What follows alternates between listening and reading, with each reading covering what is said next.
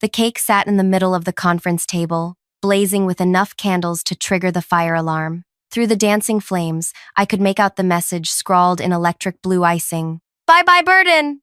To Phoebe finally getting shipped off where she can't drag us down anymore. Tate clinked his plastic champagne flute against Nina's, sloshing discount bubbly onto the table. 3 years of carrying your dead weight is officially over. The entire marketing team erupted in laughter as I stood frozen in the doorway. Someone had taped printouts of anchor symbols to my now empty desk chair. Get it? Chortled Drew, pointing at the decorations. Because you've been sinking this team since day one. Nina tossed back her drink and refilled it immediately. Remember when she suggested we focus on customer retention instead of new acquisitions? Like, hello? Basic economics much? She mimicked my voice with a simpering whine that sounded nothing like me.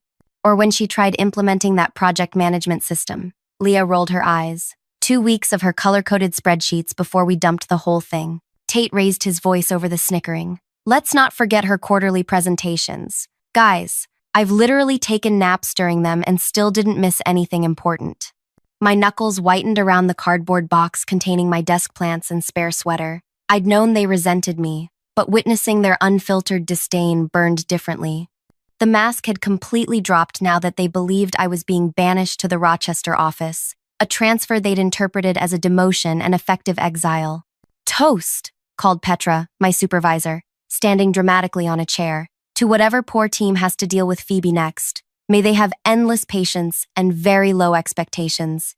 To freedom, someone shouted. I stepped into the room, their faces freezing momentarily before the grins returned, wider, crueler. Oh, come on, Phoebe, Petra laughed, seeing my expression. It's just office humor. Can't you take a joke? This is exactly why you never fit in here. Drew thrust a slice of cake at me, frosting smearing across the paper plate. At least eat some cake before you disappear forever. We spent almost $30 on it. I accepted the plate, studying the faces around me. I accepted the plate, studying the faces of people who'd spent 3 years stepping on my ideas, speaking over me in meetings, taking credit for my work, and now celebrating that they'd never have to see me again. Thanks for the send-off, I said quietly. Petra smirked. Any parting words of wisdom before you go? I looked around the room one last time, memorizing each face, each expression. Then I set down my untouched cake. Just one thing, I said, my voice steady. I'll see you all on Monday. Confusion rippled through the room as I walked out, leaving my goodbye cake untouched. None of them understood what I meant. None of them knew that my transfer wasn't to Rochester. None of them had any idea that as of 9 a.m. Monday morning, I would be stepping into my new corner office at headquarters as Vice President of Marketing Operations, directly overseeing their entire division. The elevator doors closed on their puzzled faces, and for the first time in 3 years, I allowed myself a genuine smile. If you're enjoying this workplace revenge story so far, please hit the like button and subscribe to hear more stories that'll have you on the edge of your seat. Comment below if you've ever had colleagues underestimate you. I read every comment. My name is Phoebe Marsh. I'm 34, methodical to a fault, and the kind of person who color codes her sock drawer. I've always been the quiet one in the room, the observer, the note-taker, the one who speaks last and least. Not because I have nothing to say, but because I prefer to understand all angles before offering an opinion. 3 years ago, I joined the marketing team at Westridge, with a reputation for turning struggling departments around. My previous company had given me glowing recommendations after I'd streamlined their operations and doubled their conversion rates in 18 months. I arrived at Westridge expecting to do the same, analyze, optimize, transform. What I hadn't counted on was the culture shock. From day one, the Westridge marketing department operated like a high school popularity contest. Meetings were shouting matches where the loudest voice won.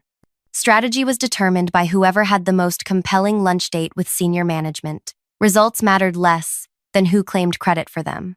I tried adapting at first. I spoke up more in meetings, only to have Tate or Nina talk over me. I suggested process improvements, which Petra would dismiss publicly, then quietly implement weeks later as her own ideas. I stayed late analyzing campaign data while the others networked at happy hours that somehow I never got invited to. For 3 years, I was invisible when it benefited them and a scapegoat when things went wrong. The Middletown campaign tanked because Phoebe didn't provide adequate research. Petra had announced to the division head, despite the fact that my research report, which no one had bothered to read, had specifically warned against the approach they chose. The isolation was deliberate and methodical. When team lunches were planned, my calendar mysteriously received the invites after they'd already occurred. Project wins were celebrated without me. Project failures were laid at my feet during performance reviews. "You're just not a culture fit," Petra would say during my evaluations. "You need to be more of a team player." What she meant was, you need to play by our rules, laugh at our jokes, and never, ever outshine us. I almost quit a dozen times. Each morning, I'd sit in my car in the parking garage, rehearsing resignation speeches, but something stubborn in me refused to give them the satisfaction. Instead, I did what I do best. I observed, documented, and planned. While they were busy undermining me, I was quietly mapping the entire operation. I tracked which campaigns succeeded and why. I noted which clients were at risk due to neglect. I built shadow systems that modeled what the department could achieve if run efficiently. And I kept records of everything. Every stolen idea, every misattribution of blame, every manufactured failure. 6 months ago, something unexpected happened. The CEO of Westridge, Emmett Carlisle, made an unannounced visit to our floor. While Petra and her inner circle scrambled to prepare a presentation, I found myself alone in the elevator with him. "Rough morning?" he asked, nodding at the coffee stain on my sleeve, courtesy of Drew accidentally bumping into me earlier. I looked at Emmett's kind eyes and made a split-second decision. "Actually, rough 3 years," I replied. The elevator ride was only 40 seconds, but I used every moment. I didn't complain about my treatment. Instead, I outlined 3 specific problems with our marketing approach and proposed solutions for each. "Interesting," was all he said when the doors opened. "Very interesting." 2 weeks later, I received an email requesting my presence at headquarters for a meeting with the executive team. I told no one. When asked, I said I had a dentist appointment. During that meeting, I presented my complete analysis of the department's shortcomings and my vision for restructuring. I didn't mention the social dynamics or my personal treatment. I kept it strictly professional, data-driven, and solution-focused. When they offered me the vice president position, I had one request: that my transfer be announced to my team as a lateral move to the Rochester office. I wanted a clean break before returning as their superior. "Unusual approach," noted the HR director. "I have my reasons," I replied. And so the fiction was created. Petra and the team were told I was being transferred to Rochester, a struggling satellite office where problem employees were often sent before being phased out entirely. They assumed I was being put out to pasture. They never bothered to verify this information. They were too busy celebrating my departure. Which brings us back to that goodbye party. As I drove home from that mockery of a celebration, I didn't feel anger. I felt a cold, crystalline clarity. For 3 years, they had shown me exactly who they were when they thought I didn't matter. On Monday, they would discover just how much I had been paying attention. The weekend passed in a blur of preparation. I reviewed personnel files, performance metrics, and project histories. I drafted a 90-day restructuring plan. I selected a charcoal gray suit for Monday that I'd never worn to the office before. By Sunday night, everything was ready. I slept soundly for the first time in years. Monday morning arrived with a gentle chime from my alarm. I dressed carefully, applied minimal makeup, and pulled my hair back in a simple, elegant twist. The woman in the mirror looked different, confident, composed, powerful. I arrived at headquarters at 7:30 a.m. My new office overlooked the city, with floor-to-ceiling windows and furniture that hadn't been selected from a discount office supply catalog. My name was already on the door: Phoebe Marsh, Vice President of Marketing Operations. At my request, IT had scheduled a video conference with my former team for 9 a.m. Officially, it was to introduce them to their new VP. In reality, it was to watch their faces when they realized what had happened. As the clock ticked toward 9, my phone buzzed with a text from Nina. "Hope Rochester's treating you well. Petra's having us meet some new hotshot VP this morning. Probably another middle-aged man with a golf handicap. Wish you were here to suffer through it with us. JK." I set my phone face down on the desk and opened my laptop. At precisely 9 a.m., I initiated the video call. One by one, their faces appeared on screen. I could see them gathered in the same conference room where they'd celebrated my departure 3 days earlier. The bye-bye burden cake was gone, but someone had forgotten to take down one of the anchor decorations. It swung gently behind Petra's head, like a pendulum. "Good morning, everyone," I said, my voice clear and steady. "Thank you for joining this call." I watched confusion bloom across their faces as they recognized me. Petra blinked rapidly. Drew's mouth fell open. Nina gripped her coffee mug so tightly I thought it might shatter. "There seems to be some confusion," Petra said, forcing a laugh. "Phoebe, aren't you supposed to be in Rochester? This call is scheduled with our new VP of Marketing Operations." "That's correct," I replied. "This call is with your new VP of Marketing Operations. That would be me." The silence that followed was so complete, I could hear the wall clock ticking in their conference room through the video feed. "This is a joke," Tate finally said, looking around for confirmation. "Right? This is some kind of weird joke." "No joke," I said. "As of this morning, I am the Vice President of Marketing Operations, overseeing all regional marketing teams, including yours." Petra's face had drained of all color. But you were transferred. We were told." "You were told what you expected to hear?" I interrupted smoothly. "And none of you bothered to verify it, which, coincidentally, is just one example of the lack of due diligence I'll be addressing in my restructuring plan." Drew stood up abruptly. "This is ridiculous. I'm calling Emmett." "Please do," I said. "He's expecting your call. In fact, he specifically asked me how I thought you'd all react to this news." Nina set down her mug, coffee sloshing over the rim. "Phoebe, about Friday, the party, we were just—" "Let's keep this professional," I cut in. "We have a lot to cover this morning, and I'm not interested in discussing the party. That's in the past. I'm much more interested in the future." I shared my screen, displaying a detailed organizational chart. "You'll notice some changes effective immediately. Reporting structures have been modified based on performance metrics and project outcomes from the past 2 years." The chart showed a dramatic reshuffling. Petra no longer headed the team. Tate and Nina had been moved to separate projects under new supervisors. Drew had been reassigned entirely. "This can't be legal," Petra sputtered. "You can't just come in and—" "I can and I have," I said. "These changes have been approved at the highest level. But don't worry, Petra. No one is being fired today." I paused, allowing that to sink in before adding, "Though, after reviewing the performance reports, perhaps some of you might wish you were." I clicked to the next slide. "Now, let's discuss the first phase of our departmental transformation. We'll start with a comprehensive audit of all current projects, client communications, and resource allocations. I expect complete transparency and cooperation from everyone." The faces on my screen showed various stages of shock, anger, and fear. These people had tormented me for 3 years, believing I would never be in a position to affect their careers. They had underestimated me at every turn, dismissed my abilities, and celebrated my apparent downfall. Now they were beginning to understand their mistake. "One more thing," I said, my finger hovering over the button to end the call. "I'll be working primarily from headquarters, but I'll be visiting the regional office every Wednesday. Our first in-person meeting will be this week. I suggest you all come prepared to discuss your individual contributions to the department over the past year, with specific examples, of course." I smiled, not warmly, not coldly, just professionally. "Any questions before we wrap up this initial meeting?" No one spoke. 20 pairs of eyes stared back at me in stunned silence. "Excellent," I said. "Then I'll see you all on Wednesday. Have a productive day."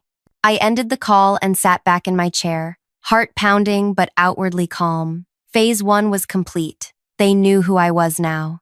What they didn't know, what they couldn't possibly imagine, was what I had planned for them next. Because the restructuring chart I'd shown them, that was just the beginning. My office phone rang exactly 16 minutes after the video call ended. Petra's name flashed on the display. I let it ring through to voicemail. 9 minutes later, she called again. Then Nina. Then Tate. By noon, I had 17 missed calls and 23 unread emails from my former team members. I responded to none of them. Instead, I spent the day meeting with other department heads, reviewing quarterly projections, and finalizing my strategy for Wednesday's in-person visit. Every few hours, I checked the activity logs for our project management system. The regional office was suddenly buzzing with productivity. Files that hadn't been updated in months were being modified. Reports were being completed. Long-abandoned client communications were being renewed. Amazing what the right motivation could accomplish. At 5:17 p.m., my personal cell phone rang, a number I'd never given to anyone at work. It was Petra. "How did you get this number?" I asked, keeping my voice neutral. I have my ways, she said, attempting to sound casual. Listen, Phoebe, I think we got off on the wrong foot this morning. I said nothing, letting the silence stretch uncomfortably. The party, it wasn't what it looked like, she continued, her words tumbling out faster. It was just silly office humor. We do that with everyone. Remember when Zach from accounting transferred? We gave him a calculator that would only display the number 8. It's tradition. Was Zach's calculator decorated with tombstones too? I asked quietly. That was Drew's idea, not mine. She backpedaled. Look, I know things weren't always perfect between us, but I've always respected your analytical approach. I closed my eyes, remembering all the times she'd called my methods obsessive and unnecessarily detailed in front of clients. Is there something specific you need, Petra? I have dinner plans. Actually, yes. Her tone brightened with false warmth. I was hoping we could meet before Wednesday, just you and me, to align on vision and strategy. I have some fantastic ideas for restructuring that I think would complement your plans perfectly. I'm sure you do, I replied, but my schedule is fully booked until Wednesday. I'll see you at the office at 9 sharp. But, good night, Petra. I ended the call and turned back to my computer. On the screen was the personnel file I'd been reviewing, Petra's performance history, including the evaluations she'd written about herself, versus the feedback submitted by her team members. The discrepancies were illuminating. For 3 years, Petra had positioned herself as the team's driving creative force while dismissing my contributions as merely technical. What she never knew was that I'd been documenting everything, each stolen idea, each misattributed success, each manufactured failure assigned to me. I hadn't done it with revenge in mind.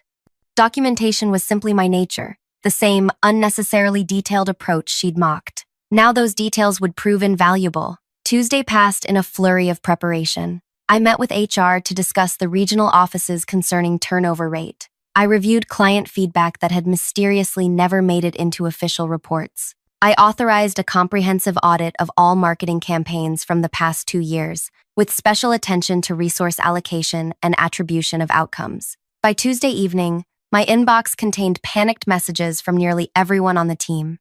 Most followed a similar pattern: claims they had always valued me, explanations for past behaviors, and thinly veiled attempts to position themselves as my allies. Only Drew remained silent, though his project folders showed frantic activity as he attempted to clean up months of neglected work. Wednesday morning arrived with a crystal-clear sky and unusual warmth for early spring. I chose my outfit carefully, a tailored navy dress that I'd purchased specifically for this day. Professional yet confident, I drove to the regional office with windows down, letting the breeze clear my mind. The security guard did a double take when I badged in. Ms. Marsh? Thought you'd transferred to Rochester. Change of plans, I replied with a smile. The elevator ride to the 4th floor gave me a moment to center myself. When the doors opened, I stepped into a transformed environment. Gone was the usual morning chatter. Instead, 20 people sat rigidly at their desks, eyes darting nervously toward the elevator. I walked unhurriedly past Tate, who suddenly became intensely focused on his computer screen. Nina stood abruptly, coffee in hand, mouth open to speak, but I continued past her without slowing. My former desk had been cleared of the anchor decorations and now displayed a pathetically obvious "Welcome back" sign. I continued to the conference room, where I found Petra already waiting, surrounded by neatly arranged presentation materials and a tray of pastries that hadn't been present at any previous meeting. Phoebe, Ms. Marsh, or do you prefer VP Marsh? She laughed nervously. I took the liberty of preparing some visuals for our discussion today. And there's coffee coming, the good kind from that shop you mentioned once. I set my laptop down at the head of the table, her usual seat. Everyone will be here in 5 minutes. Until then, I'd like to review something with you privately. Her smile faltered. Of course, anything. I opened a folder and slid a document across the table. This is an analysis of the Brightline campaign from last year. Her eyes darted over the page, confusion evident. Right, the Brightline campaign, one of our successes. According to your report to upper management, yes, you claimed an 18% increase in conversion and attributed the strategy to what you called your innovative segmentation approach. That's right, she nodded vigorously. My approach really revolutionized how we— This, I interrupted, sliding another document toward her, is my original proposal for that campaign. submitted 3 weeks before yours. You'll notice the segmentation strategy is identical, down to the percentage allocations. Her face paled. There must be some mistake. Great minds just think alike, you know. Perhaps, but these, I continued, placing a third document before her, are the actual results of the campaign, not an 18% increase. A 4% increase, which barely covered the additional ad spend you authorized without approval. The conference room door opened as team members began filing in. Petra hurriedly gathered the papers, shoved them into a folder, and plastered on a bright smile for the arrivals. "Welcome, everyone," she announced with forced cheer. "Exciting day ahead with our new VP." I watched as they arranged themselves around the table. Nina positioned herself directly to my right, always the strategist. Tate chose a seat halfway down, attempting to blend in. Drew slunk in last, taking a chair in the corner, as far from me as possible. "Thank you all for coming," I began once everyone was seated. "Today marks the beginning of significant changes for this department." For the next hour, I outlined my restructuring plan in meticulous detail. Projects were reassigned based on actual skill sets rather than self-promotion. Reporting structures were flattened to increase transparency. New metrics for success were established that valued substance over showmanship. Additionally, I said, nearing the end of my presentation, I've identified concerning patterns in how credit has been assigned for successful initiatives, as well as how blame has been distributed for failures. The room temperature seemed to drop 10 degrees. Moving forward, all project contributions will be tracked through our new management system. Each team member will submit weekly progress reports directly to me. Attribution will be verifiable and transparent. Nina's hand shot up. "Isn't that a bit excessive? It could hamper our creative flow." "Interesting perspective," I replied, especially coming from someone who claimed credit for the Westlake rebranding that was primarily developed by Zoe. Zoe, a quiet designer who'd been with the company less than a year, looked up in surprise from her notebook. "That's not, I mean, Zoe contributed, but the concept was mine," Nina stammered. "The timestamp on the initial concept file says otherwise," I noted, as do the revision histories, showing your only contributions came after the client had already approved Zoe's design. Nina sank back in her chair, face burning. "Any other concerns about the new tracking system?" I asked the silent room. No hands raised. "Excellent. Now, let's discuss individual roles moving forward."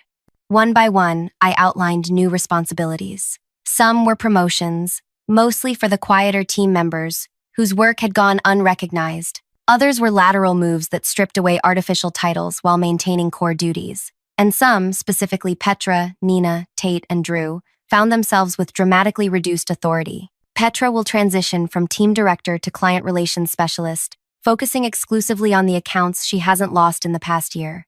Petra's face contorted. You can't. I've been director for 5 years.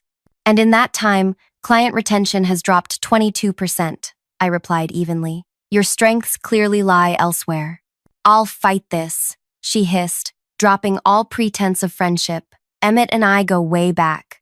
Feel free to discuss it with him, I said. He personally approved these changes after reviewing the same data I did. The restructuring continued. Nina was moved from creative lead to content writer. Tate lost his project management role entirely, reassigned to analytics, the department he'd repeatedly mocked as the number crunchers. Drew, who'd been responsible for the tombstone decorations, found himself reporting directly to Zoe, whose ideas he'd been stealing for months. By meeting's end, the power dynamics had been completely inverted. Those who'd spent years claiming credit for others' work now found themselves accountable to the very people they'd exploited. These changes take effect immediately, I concluded. New access permissions have already been updated in our systems. You'll find detailed descriptions of your revised roles in your email. I closed my laptop. One final note. I understand change can be difficult. Anyone who feels they cannot adapt to this new structure is welcome to tender their resignation. I'll personally ensure you receive excellent references, accurately reflecting your contributions here. The threat beneath the offer was clear: stay and work under new rules, or leave with a truthful reference that might make finding equivalent positions challenging. That's all for now. Individual meetings will begin this afternoon. Zoe, you're first at 1 p.m. As everyone filed out in stunned silence, Petra lingered behind. You won't get away with this, she said when we were alone, her voice low and dangerous. You think you've won? This isn't over. I met her gaze steadily. You're right about one thing, Petra. This isn't over. In fact, it's just beginning. The air between us crackled with tension as I gathered my materials. 3 years of dismissal, theft, and sabotage had culminated in this moment. But unlike the revenge fantasies I'd occasionally indulged in during my darkest days, I felt no triumphant surge of joy, no vindictive satisfaction. Instead, I felt something much more powerful, purpose. Because this wasn't about revenge, it was about correction, about rebuilding a broken system, about creating the department that should have existed all along, one where work was valued over politics, where substance mattered more than style, where genuine talent could thrive. And if those who'd tormented me suffered in the process, that was simply an inevitable consequence of justice being served. Your one-on-one is scheduled for 4 p.m., I informed Petra as I walked toward the door. Don't be late. I value punctuality. As I stepped into the hallway, 20 pairs of eyes darted away, pretending they hadn't been watching the conference room door. The next phase of my plan was about to begin, and not one of them could imagine what was coming. The afternoon unfolded like a series of carefully orchestrated chess moves. Each one-on-one meeting revealed another layer of my strategy. I started with Zoe and the other quiet performers, the ones who'd been overlooked and undervalued for years. Their meetings were brief, positive, focused on opportunities rather than grievances. I watched them leave my temporary office walking taller, energized by finally being seen. As the day progressed, the mood in the department shifted. Whispered conversations in break rooms fell silent when I passed. Tate paced outside my door during his scheduled slot, rehearsing excuses I could hear through the thin walls. Come in, I called precisely at his appointed time. He entered with an expression I'd never seen on his face before. Fear. Sit down, Tate. I gestured to the chair across from me. Let's discuss your new role in analytics. Look, Phoebe, VP Marsh, there's been a huge misunderstanding, he began, words tumbling out. All those times I interrupted you in meetings, I was just excited about your ideas, and that project tracker you developed that I said wouldn't work, I was trying to challenge you to make it even better. I let him ramble for 90 seconds before raising my hand to stop him. I'm not interested in rewriting history, Tate. I'm interested in results. I turned my monitor so he could see the screen. This is your new performance dashboard. Every task, every deadline, every deliverable will be tracked here, visible to the entire team. His eyes widened. But you can't expect. No one can perform under that kind of scrutiny.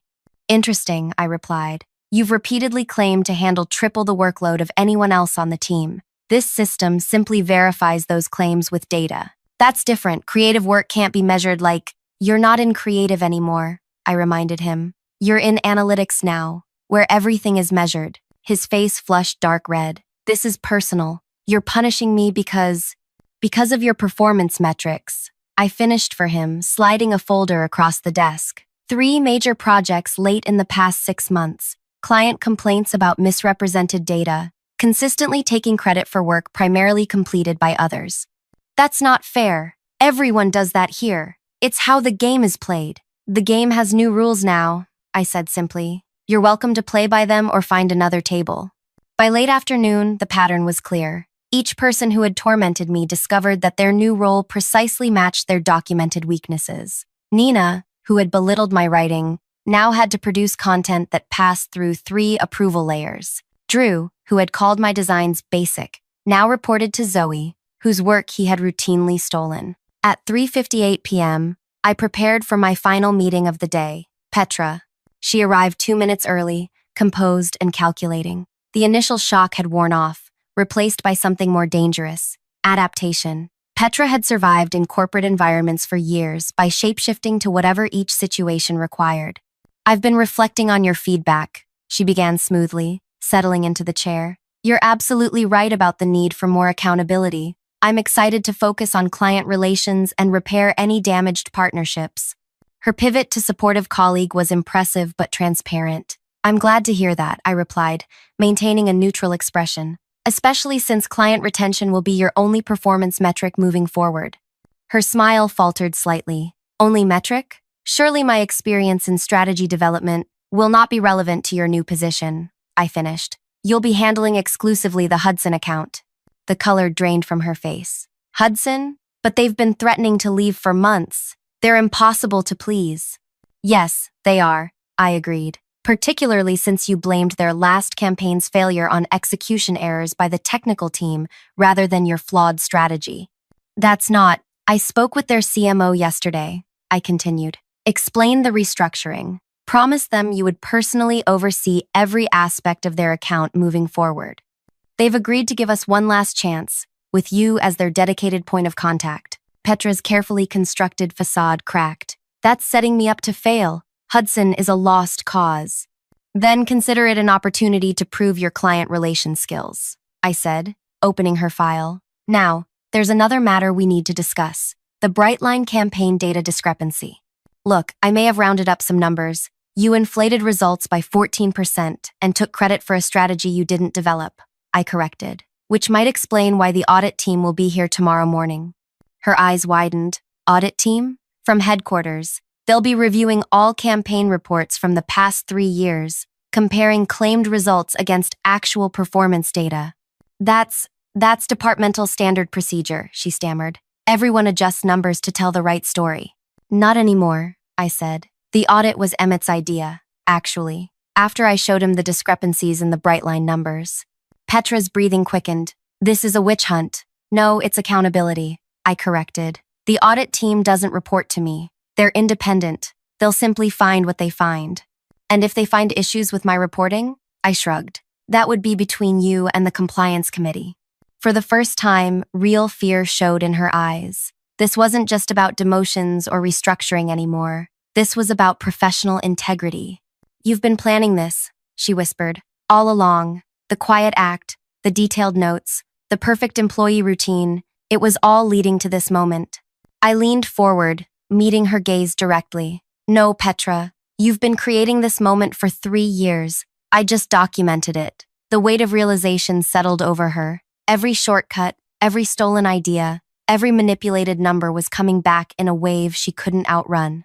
What do you want? She asked finally. Just tell me what it will take to make this go away. Nothing is going away, I replied. The audit happens tomorrow. Your new role begins immediately. The consequences of your past actions will unfold, as they unfold. So this is your revenge, she said bitterly. This isn't revenge, I corrected her. This is restoration. For 3 years, this department has rewarded the wrong things. Self-promotion over substance, politics over performance, volume over value. I'm simply restoring balance. I closed her file. You still have choices, Petra. You can resign today. You can stay and attempt to succeed in your new role. You can face the audit and accept whatever comes. But you cannot continue as you have been. None of you can. She stood up slowly, composure shattered. You won't last. They'll see through you eventually. Perhaps, I acknowledged. But by then, the systems I'm implementing will be firmly in place. The culture will have shifted, and the way this department operates will have fundamentally changed, with or without me. As she reached the door, I added, one last thing, Petra. That goodbye party you threw? Keep the decorations. You might need them sooner than you think. The audit team arrived promptly at 9 a.m. Thursday morning. By noon, they had requested access to all campaign files from the past 3 years. By Friday afternoon, Petra, Nina, and 2 other senior team members had submitted their resignations rather than face the audit's conclusions. Tate lasted 2 weeks in analytics before quitting, unable to function in a role that required verifiable results rather than charisma. Drew held on longer but eventually transferred to another department after failing to meet Zoe's clearly documented expectations. 1 month after my goodbye party, the marketing department was nearly unrecognizable. New talent had been promoted from within. Collaborative processes had replaced competitive power plays. Client satisfaction scores had already begun to rise. On a rainy Tuesday, exactly 6 weeks after becoming VP, I found a small box on my desk at headquarters. Inside was a plastic cake topper, one of the anchor decorations from my farewell celebration. Attached was a note in Zoe's handwriting. Found this while cleaning out storage. Thought you might appreciate the reminder of how far we've come. I smiled, placing the anchor in my desk drawer, not as a souvenir of past humiliation, but as a symbol of transformation, both the department's and my own. That afternoon, I received an email from Emmett requesting a meeting to discuss the remarkable turnaround in regional marketing performance. The audit findings had been conclusive. Years of misreported results, and misattributed credit had masked serious structural problems that were now being systematically addressed. As I prepared my presentation for Emmett, I reflected on the past 6 weeks. My so-called revenge hadn't been about destroying careers or inflicting pain. It had been about creating a department where success came from genuine achievement rather than manipulation, where credit went to those who earned it, where accountability wasn't a punishment but a standard. In the end, the most satisfying revenge wasn't watching my tormentors fall. It was building something better from the ruins of what they'd created, and knowing they would recognize, too late, that I had been capable of it all along. They had thrown me a goodbye party, never imagining I was headed somewhere they would have to answer to me. They had celebrated getting rid of me, never suspecting I would be the architect of their professional futures. They had underestimated me at every turn, and in doing so, they had given me the perfect opportunity to prove exactly what I could do. Not with shouting or showmanship, not with politics or manipulation, but with quiet, methodical, undeniable results, just as I had always worked. If you've ever been underestimated, overlooked, or pushed aside, I hope this story reminds you that sometimes the best response isn't immediate confrontation. It's patient documentation and strategic planning. Sometimes the most satisfying revenge isn't what you do to others, but what you build for yourself. Drop a comment below if you've ever had a workplace experience like Phoebe's, and subscribe for more stories about justice served with perfect timing. Because remember, success is the best revenge, but success with receipts? That's simply unbeatable.